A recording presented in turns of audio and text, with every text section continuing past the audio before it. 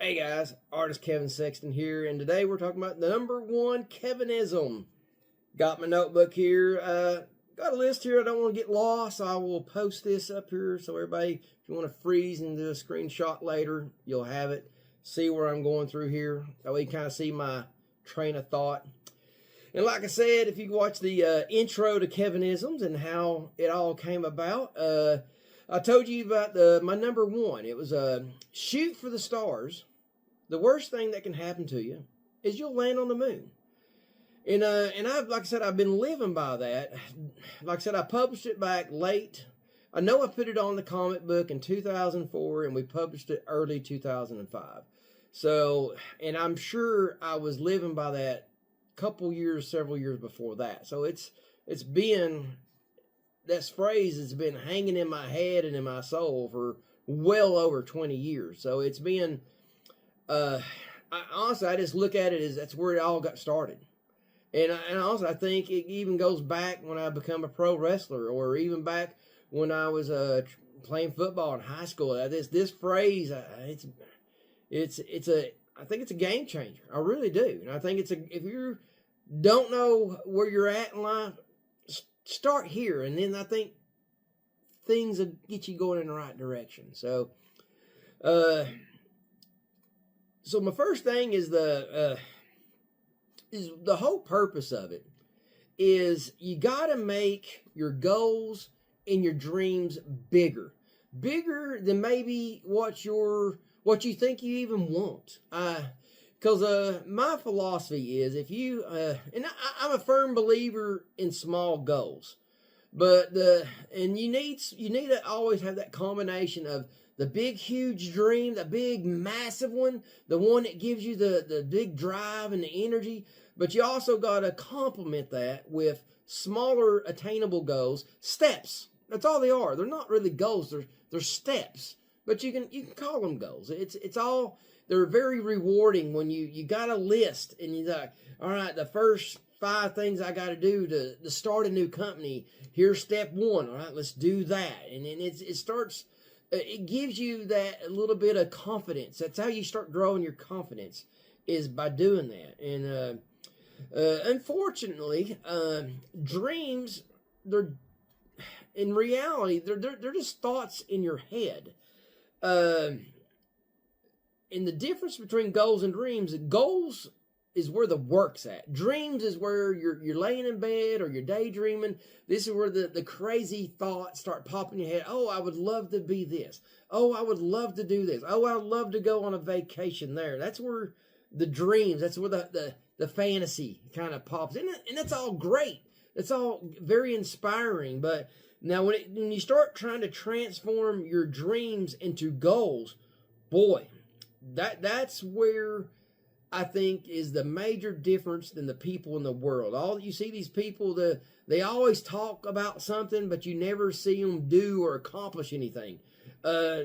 People that I know, we like to call those just dreamers. You're just dreaming. You're just talking. You're doing the big talk, but you never see anything come out of it. And and that is it's not a good place to be, because it's fine if it happens here, and I've done it, but you don't want to make that a continual habit in your life, because the more you do that, and then you find yourself in your 30s and you're just talking but not doing, and then next year you're in your 40s, then you'll never, I don't know what age bracket that is, but somewhere down the line you're not ever going to break that habit. I think you'll get stuck in that Groundhog's Day effect, so to speak. So you got to learn how to pick a dream. The reason I say pick is that there's a lot of things that just rush through our brains. There's a lot of things that we get inspired. It's easy to get a quick burst of inspiration on a thing or a place or a job or whatever. And that can be very confusing, because I know one thing, some of the dreams that I had in my 20s, I thought, if I could just do this, then I would feel and get this kind of satisfaction out of it. No, I done all the hard work, accomplished it, and, it is, there's a lot that I learned from it, and I don't want to ever throw away those experiences and things and the knowledge and experience I gained. But the end goal from that dream was not what I truly thought it would be. And that's, I don't want to, I know it sounds depressing, but it's the reality of life. I think too easy we are, as human beings, we're bad to put things and people on pedestals that, wow, if I can just get here, it'll just all be a bed of roses. And I don't think that's where true happiness lies. I think we fool ourselves in that endeavor. I really do. And in doing this path, shooting for the stars, it puts you on a journey of discovery. And one of the things I have here on my notes here, like I said, back in the day, I wanted to do comics. I wanted to be a professional painter. I wanted to be a sculptor. I wanted to make movies. And I got ADHD, okay? I'm not going to lie about it. I got problems, okay? My whole life, people have said, pick one thing. I can't ever pick one thing because I'm not wired that way. I can do comics for a while, then after I get one done, I don't want to touch a pencil. I'm sick of it. Print it. I want to enjoy it. I want to move on and go do something else. And I think when you're young, I think it's really important that you try a whole bunch of things. Number one, you may want to do things until after you try doing it. And then I think after you try doing it, you'll find out, oh, I really like this. I'm really good at it. Yeah, this is a keeper. Or you'll try it and say, the hell with that. Man, this is way too much damn work. This is not the fun. There's no fun here. And the type of people that are in this kind of business, no, I don't want to deal with them. And you will find out that. I mean, there's a lot of things that I found out. There's this, sculpting. I have a love-hate relationship with sculpting. I love to know that if I want to make have something, I can just make it, whether it be an action figure or a monster or whatever. But during the sculpting process, much like comic books, it's a lot of hard, tedious work. It takes forever to create a comic book. It takes forever to create an action figure or a sculpture. And really, there's a lot of part of the process that I enjoy, and there's some of the process it's just a fight. It's just you're doing it, and sometimes you have to do that process 5 times before you get it right. I couldn't tell you, there's many times I'm doing a comic book page, and I'm just, man, I have to do that comic book page over 3 or 4 times. And it's just, some mediums are just tough with certain people. And somebody else those might not be hard, and other things are. Making a movie or doing some kind of film work. Exciting when you first come up with an idea, and it's exciting when you start writing a script. It's exciting when you start trying to pick people. But when it comes to that first day of shooting, all manners of hell can happen. All manners of things going wrong can and will happen. And that's the good, bad, and ugly of it. You have to be able to take your idea that you got on paper, your script, your grail here that you got, your direction, and sometimes and I had to learn when I was making the Paranormal Chasers movie series, I couldn't tell you how many times I wrote the script for 5 different actors. 3 of them show up. You got 2 choices. Go home, or real quickly do some rewrites. Take lemons and make lemonade. Folks, that's life. Sometimes you just get handed something, no matter how much time and preparation you put into something, and in the last minute, something goes awry, and you got to just take what you got and figure out how to make it work. And over the years, I have to say, I've gotten really good at that, whether it be at my job or doing some kind of artwork or making a film project or whatever. I get handed crap a lot in life, and I tend to go with the flow pretty good. But I don't like it, but I've gotten, my dexterity has gotten better at handling those kind of situations.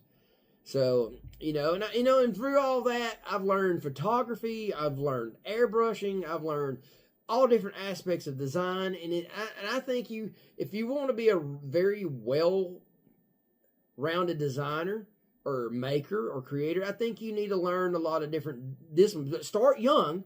Don't wait till you're 40 before you try. Unfortunately, a lot of my extra things that I've done in life, I've waited till I was around in my early 30s. But you know what? But I wouldn't change it for one. If I was right, only thing I would do different, if I was in my teens, I would start learning different things. I never thought I would be a photographer. I never thought I'd be a editor in film. Never thought that. God, I was like, I don't want to do that crap. That's somebody else's job. But you know what? I enjoy editing. I really do. So, and now at the final phrase here I got here is destination. Where does this phrase, shooting with the stars, the worst thing happen, you'll land a movie, where does this land? Where will this take you?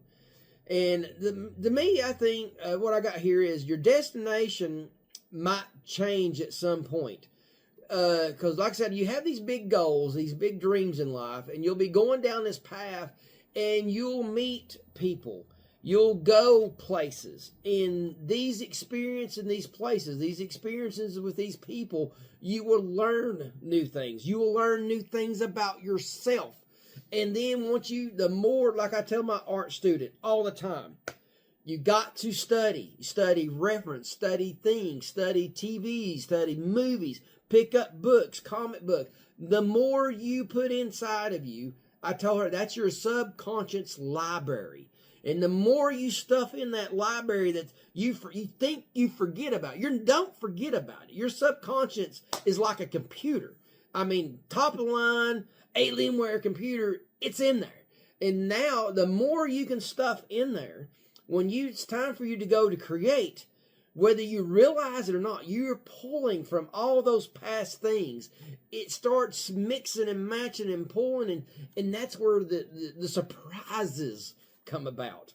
And like I said, if you don't have anything in your library, then it's going to be slim pickings when you come to creating something. No matter if it's writing a book or making a movie or doing a comic. It don't matter what the medium is. The point is study law, study science, study math, put all this stuff in you. And then so it can sit back there and churn, and while you're dreaming, it all will come out one day. But you got to get it in there. You got to put all the ingredients in. You take making a chocolate cake. You pull one ingredient out, it will suck really bad. You got to put all the ingredients in that you can think of. And then the difference between a recipe and your subconscious is, and that's why you can't trust sometimes when you're first creating something. That's why I met these artists. Oh, and they drive me at the wall. They think the first thing that comes out of them, that's gold. No. If you meet the best artists, the best writers and all them, draft after draft after draft after draft after draft. If we took George Lucas's first idea of Star Wars and he made a film off that, it'd probably been just like any other cheesy sci-fi flick in the 70s at that time. It would just been the same old crap. We would have loved it. And I'm here to tell you, he would tell you the same thing. It's getting, and once he got with it and started building his team, and his team started giving him input and started designing and drawing these things, that's when the real magic happened. Your first thoughts, you can never sit back and think, yep, that's it. That's the keeper. I'm ready to go. No. It's just the beginning. And it will help you grow as a person. You're when you start doing these things, like I said, your thoughts will change. Your perception of things will change. The way you feel about things will change. I mean, there's a lot of things that I've done that I remember as a kid. I remember reading about these conventions and comic books, and I thought, man, it'd be so cool. My mom said, "Oh no, you ain't going to them. They're probably crazy wild parties." And then later in life, that was in my early teens. And I think I went to my first comic book convention in my 30s. And wow, you know, it it it was life changing, and I thought, man, yeah, this is my world. So my thought back then, years later of doing things and getting there led me to that. And I wasn't even thinking about it when I finally got to go to one, and then I got to go to one. It's like, oh wow, this is where I need to be, So it is but see, I done forgot about all of it, and then when I finally got to do one, it's like, wow, like a whole new world. And then I started remembering, I remember reading about these, and and I've been going to them off and on for decades now, and it's just, and I will do it to the day I got plans on it. I hope if everything works out, I'll be going to Toylanta here in I think a couple months, and I'm looking forward to that, and probably going to be in July hitting the Bigfoot convention up in Gatlinburg. And so this, I'm trying different one. The Bigfoot one was interesting. I really liked that. It was different, a lot less cluttered with far as it was all about Bigfoot and cryptids, so it kind of narrowed it down to what was going on. So it wasn't flooded with Batman crap and and all this other. Nothing wrong with all that stuff, but you take all your regular convention scenes, just got a whole lot of crap going on, a whole lot of stars going on, and your Bigfoot convention is a much smaller, more intimate thing that you can just really settle in and enjoy it, I think. So, but what I want everyone to get out of this is, when you're younger, go big. Think big. Try things. Try to meet people. Search out people. Get, anything you think you want to do, go big. Think you got to make a list of different things you need to do, the type of people you want to meet, and every time you meet someone, hey, I've been searching for this. I've been looking for someone who does that. And the more you get it out there, and the more you start pushing it and going big, you will land where you need to land. You will start meeting the people you need to meet. And that's what it's all about, is this being, climbing that ladder. And that's what shooting the stars is just keep going up, keep going forward.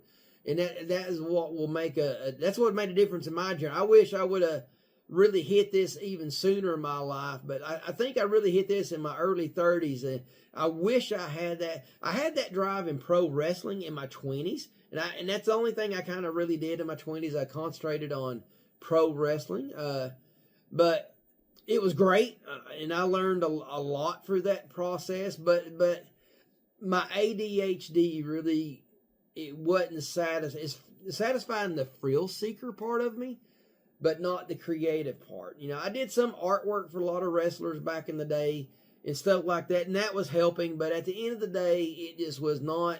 I needed more. I needed something bigger to go after. I needed that, that big destination of the unknown of where to go, and I think that's what helped. When I started doing that, when I kind of slowed down with the wrestling and started branching out, learning different art forms and different mediums and tackling all that, that's when I truly started growing as a person. And that's why like I said, if you're in your 20s, go for it all. Go for it. And then just keep a list of what works and don't work. And then you'll start narrowing down and start weaving out your path on what you need to do and where you need to go. But at the end of the day, think big. Shoot for the stars. Because the worst thing that can happen is you'll land on the moon. I'm artist Kevin Sexton. Kevinism #1.